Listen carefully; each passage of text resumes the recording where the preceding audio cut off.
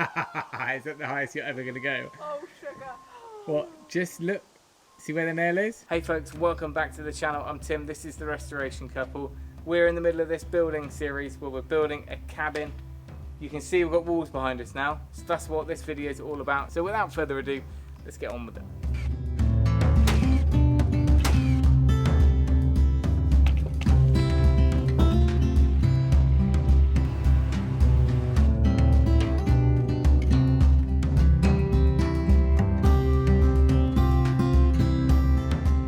Right, we're kicking off Monday with some noggins. We're going to do noggins along the centre wall. We don't need to put them on the outside wall.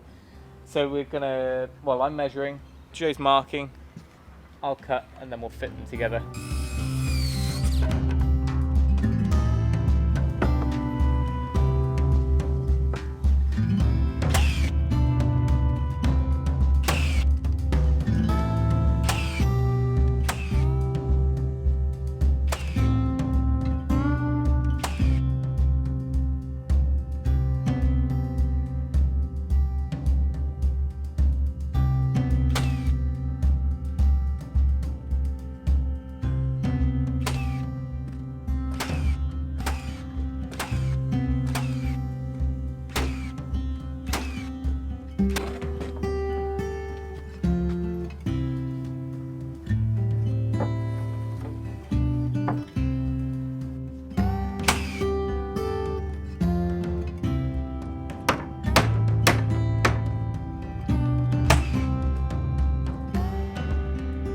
Right, what I've done, I've made a start on getting up our second wall plate. We've doubled up on the top. That's for a few reasons.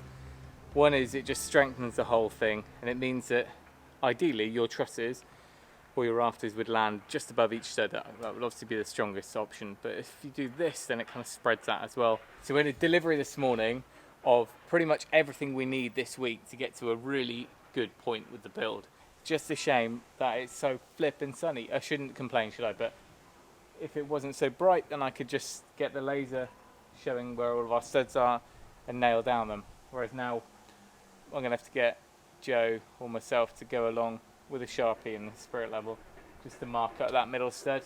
The other option, if we are happy with it being 600 all the way along, which I think it is, then we could just do a chalk line on them, on the ground, and then lift them up. Now unless it's tongue and groove, which has it kind of preset OSB, you need about 2 or 3 mil between each board. Not that I'm needing 2 nail guns, but one problem is jumping between framing and sheathing is that I need to set this so that our heads of the nails don't sink in too far. Whereas when we're shooting 90mm ring shanks, we need it all the way through. Here, I need to back this off because this is only 9mm OSB. So if I have the head halfway through, I mean there's not much holding power at all there.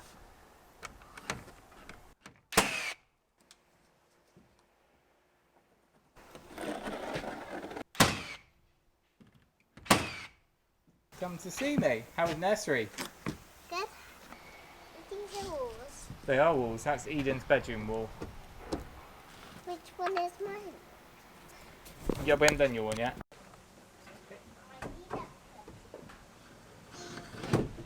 In the nails, box of nails.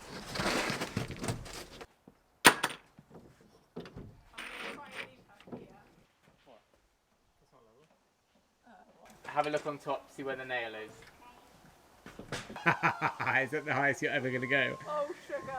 What? Just look. See where the nail is? Yeah. Yeah. Now you need to just make a Sharpie mark. Oh god. Whatever you do, don't lift your hand. Right.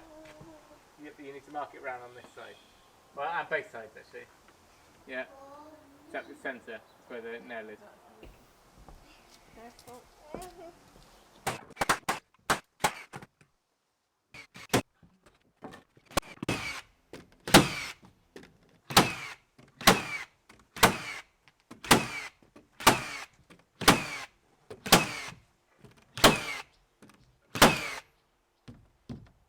Alright, the main aim for starting off on that wall was just really to make sure everything was plumb and to stop any racking.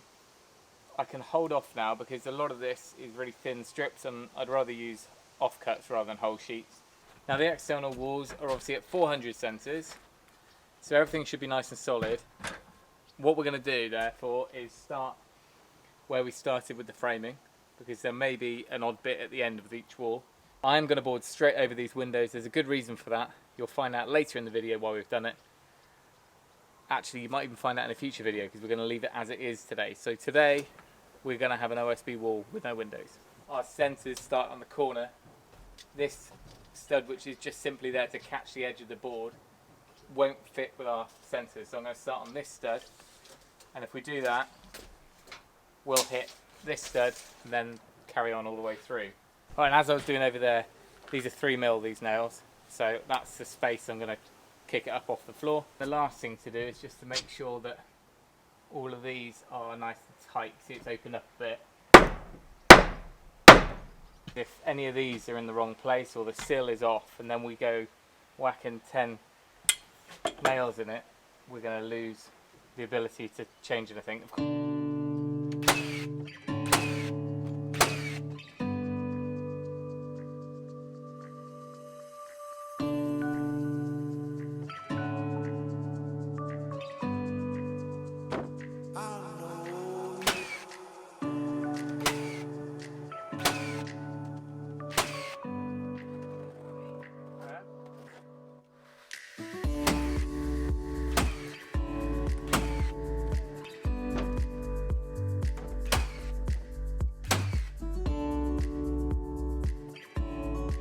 What I've done is got a 4.8 metre length, goes over the wall and perfectly manages to fix to one of the field fence posts. So I can now plumb this up, screw it to there, because of course the more OSB we put on, the more wind resistance and the more chance of it going like some dramatic TikTok video. So we'll brace it up there, we'll do another one up there, and then hopefully we can put a couple across the top as well. It is a shame I didn't think to lift the pallet of OSB up onto here before we put the gable end up, because I could have done that with the forklift, but no way.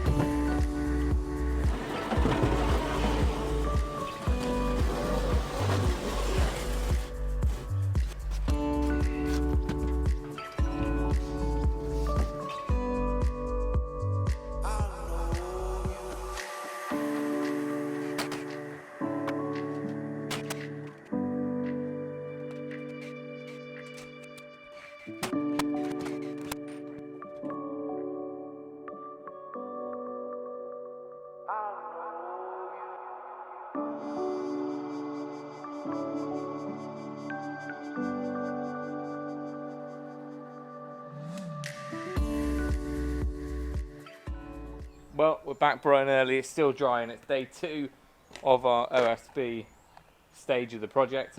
Let me give you a quick walk around how far we got yesterday, and then we'll get started straight away.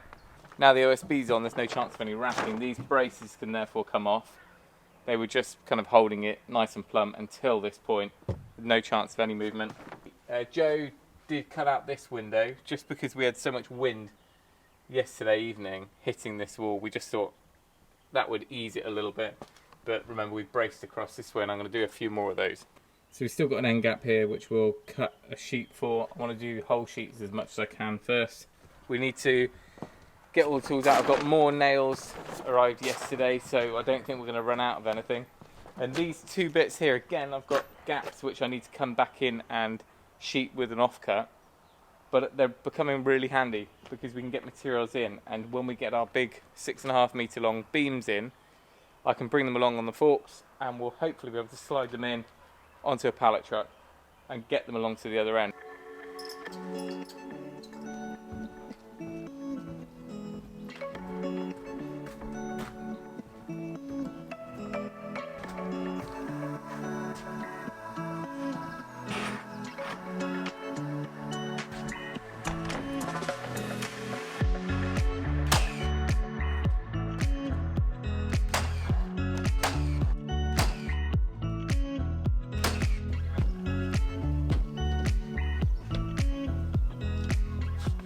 Here's a good example of an unplanned change of plan.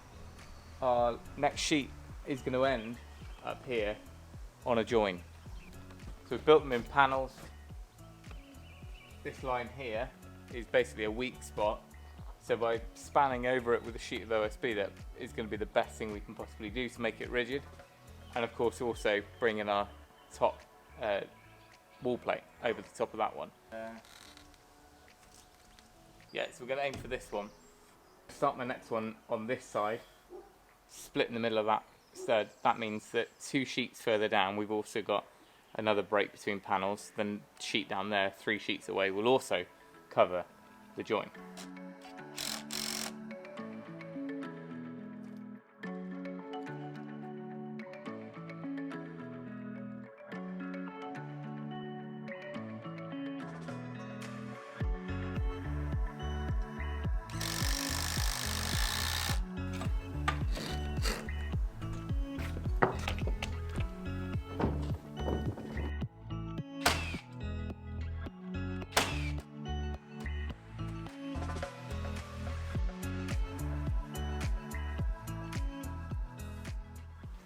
I'm back working on the middle wall.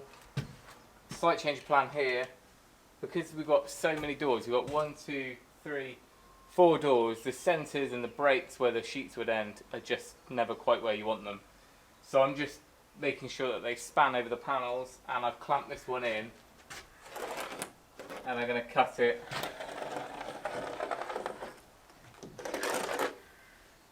with the circular saw and then bring it over. It's easy enough with the router on the windows, but on a door where you've got the floor, you're not going to be able to get all the way down anyway. So I'll cut them on the table, and then these offcuts we can hopefully patch in where we've left smaller bits. Once I've got an offcut, I'm just marking which is the factory square edge, so that if I need to cut any panels, I can use that, because this is obviously quite a rough cut.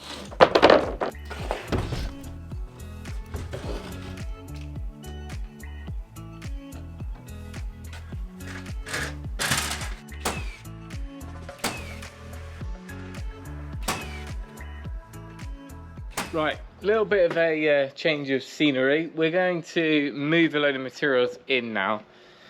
Basically, this end of the chassis, obviously we've got a bunch of weight that end, and it seems to have leveled it out. Remember, the chassis has a slight inverse camber or convex, so we need a bit of weight this end. I've taken the jacks down a little bit, the stands down. So if I can come along here and put in 100 studs and the remaining sheets of OSB down this end, I'm hoping that will just pull it down a little bit. And then once we've got our OSB on, once we start getting the weight in, it should all even out. Just at the moment I'm a little bit reluctant to start sheathing. You can see we're off there, but it's not the fact that the framing's off. It is the floor as well, by the same amount.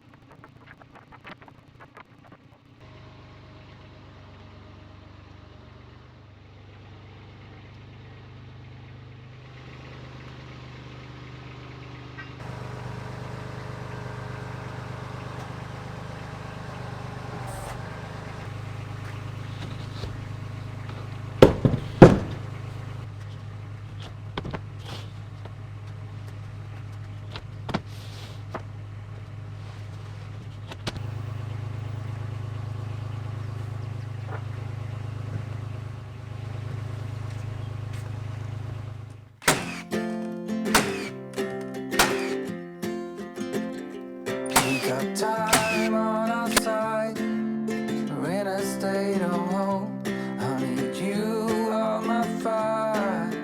I want you to know that every time you're away, I long for you so much I can find my way. We got everything here, at least to stay alive, and the time that we share makes it all worthwhile. Got this place on our own,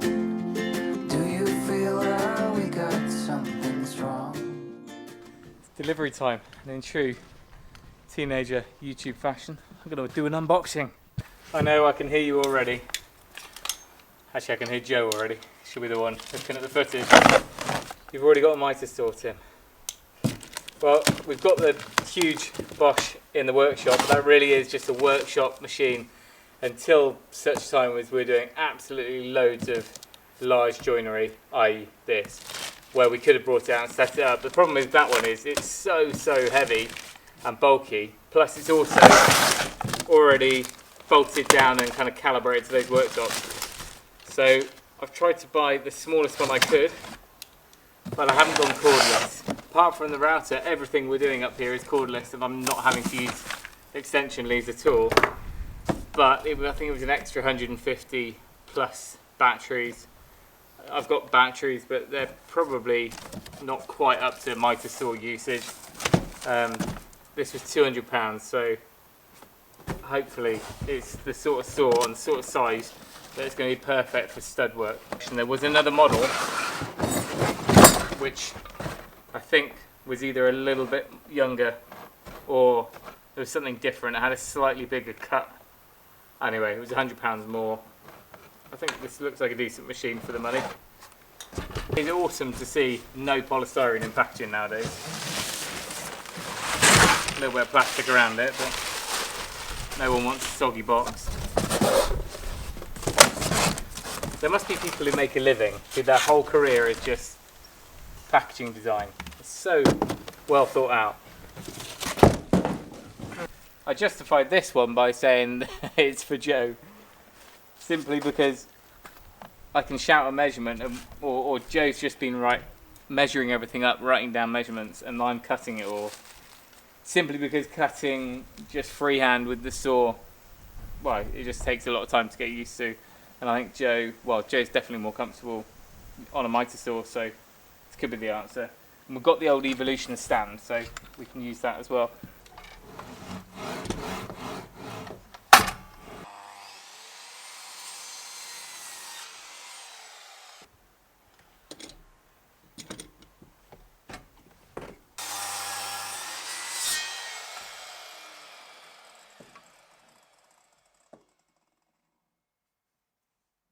Well, it's always nice to have a new addition to the family. Hopefully that'll mean we can speed up when we're doing repetitive cuts in here. Right, where were we? Alright, I need to take a break from all that framing. And we also need to do something that's quite important, which is get these beams in before we clad the whole building. Of course, they arrived months ago and they've been sat here ever since. So these are the ones we need. They are pretty damn heavy. Two of us lifted them off the truck. I'm kind of hoping that I can slide the top one out alone and then get the forks on it.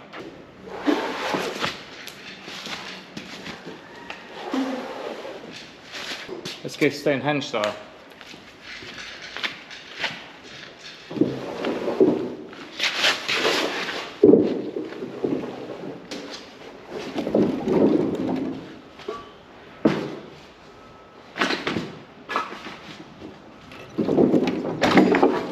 Sometimes, just sometimes it goes to plan.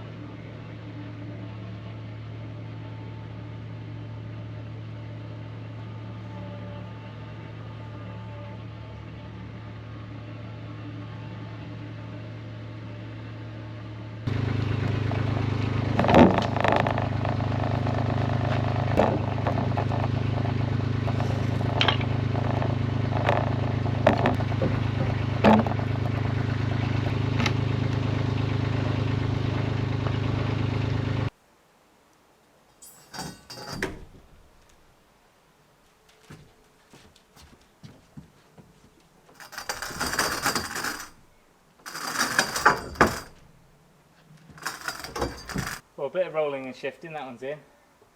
One to go. And I saw you walking the line, and the truth may come as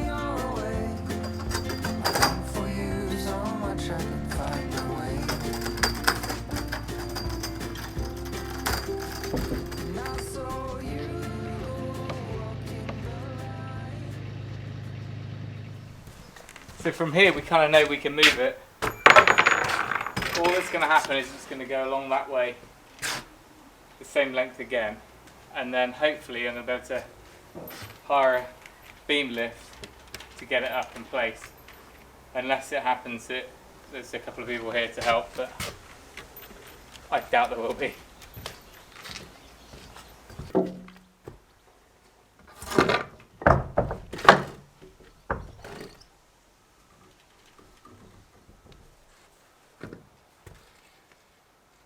Guys, I know we have not officially finished the OSB stage, but I'm going to call it a day there. We are at a point now where it's all done apart from that end wall. This bit in the middle I can finish afterwards, but we've got to make the most of this dry weather.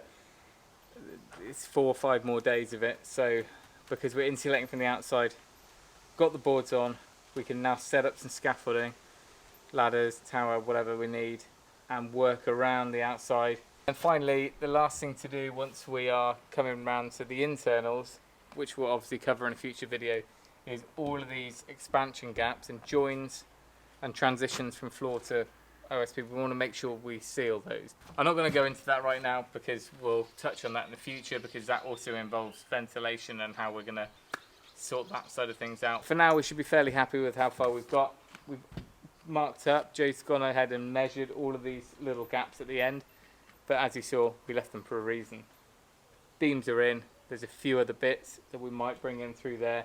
Depends if we get plasterboard now. No, we won't get plasterboard now. Let's get a roof on. We can bring plasterboard through the front door. Some of you may have noticed that there's a few more windows than there were a few minutes ago in the video. I've done a separate video on the cutouts because a few more router bits showed up that we ordered. So we did a comparison of different ways with different cutters for the job. That will be a future video. So keep an eye out for that one. If you haven't already, make sure you subscribe to the channel. It doesn't cost you a thing, but you won't miss a thing. Also, you can do a special thanks down below if you want to support the channel that way. You can head over to Patreon for exclusive content. And last but no means least, big thank you to Speedy for being our project sponsor for the cabin build. Thank you for watching. Remember, if you can, do it yourself, and we'll see you next time.